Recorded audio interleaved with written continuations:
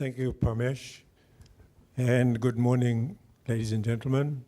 Bulavinaka, and welcome to Fiji. For those who've not been here before, although I'm sure practically all of you have been here either through Fiji or have been here for a longer stay.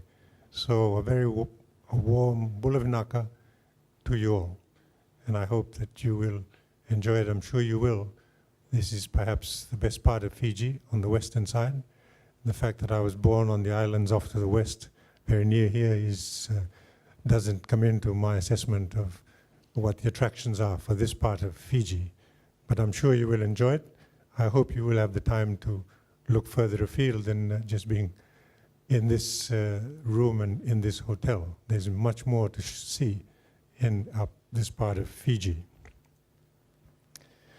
So I'm very pleased to be here this morning and to have this opportunity to say a few words as part of the official opening of this highly worthwhile and timely symposium on public finance management, focusing on the issues and challenges and opportunities in asset management. To see the exemplary level of interest in this symposium from participating public officials from Fiji and from our Pacific Island neighbors and from representatives of various development partners tells me that the future is in very good hands. I also note the excellent level lineup of speakers who will share with you their knowledge, experiences, and ideas on this important subject.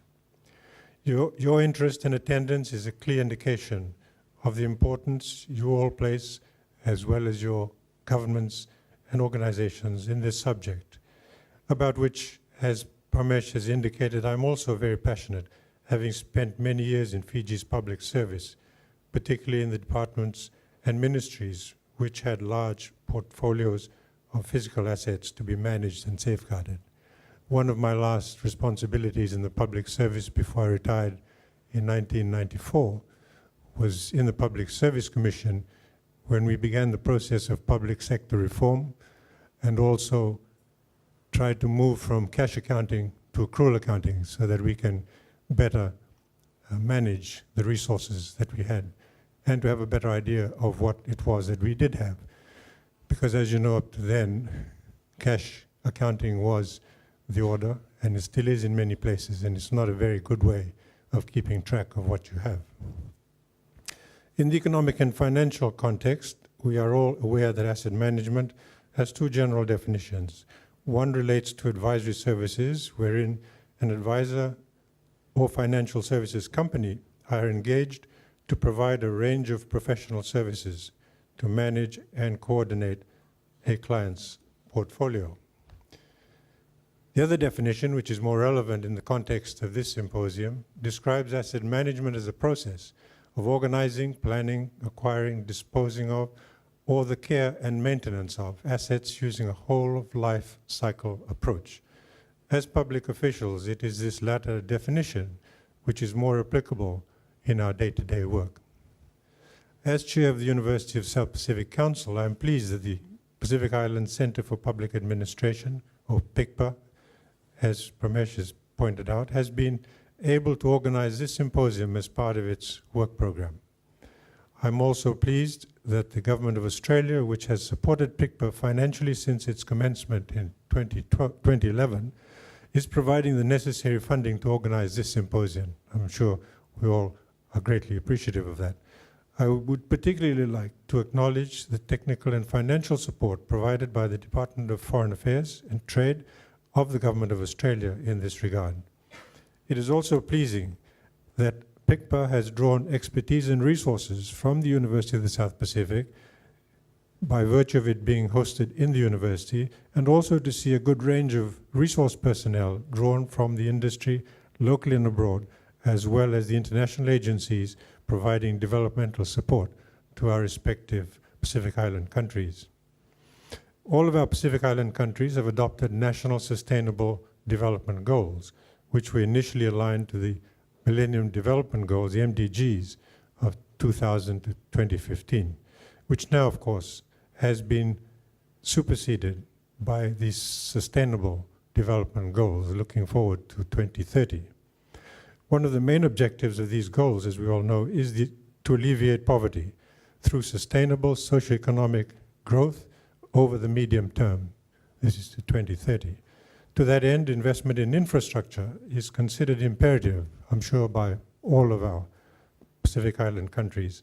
Whether it is new infrastructure or upgrading existing infrastructure, they're all fundamentally part of the national assets which need to be properly recorded and looked after by way of care and maintenance plan. It is very often a reflection on government and its standard of service delivery when there is poor attention devoted to accountability and management of public assets.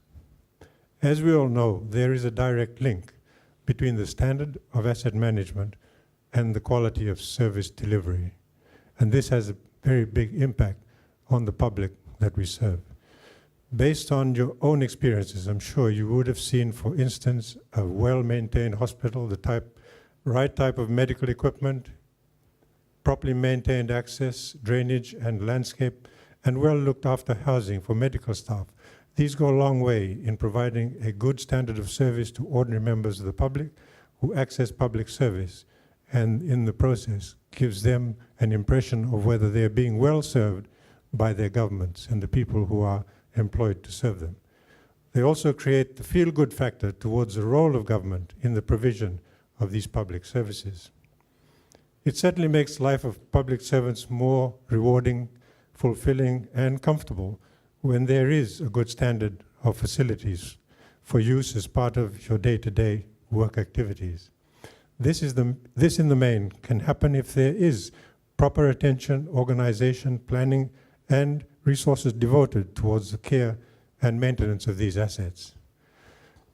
Distinguished participants, ladies and gentlemen, it would be remiss of me if I did not also recognize the increasingly important link between asset management and climate change.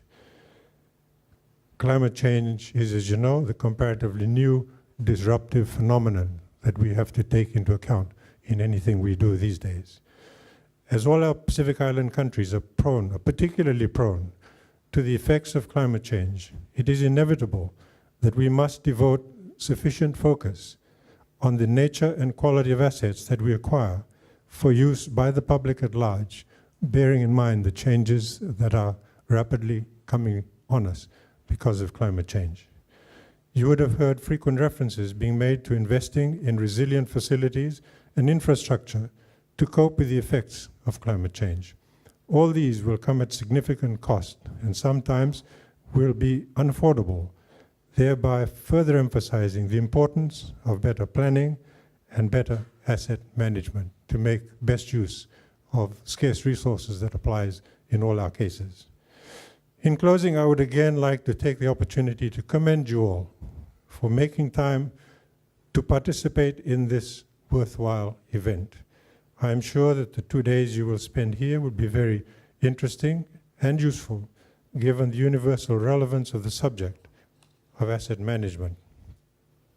I'm also pleased that PICPA and USP have created this space for you with the financial assistance of the Government of Australia to enable you to exchange information, knowledge, and ideas with the primary objective of improving the economic value and life of public assets in your respective countries, and thereby also assisting in uplifting the standards of public service delivery.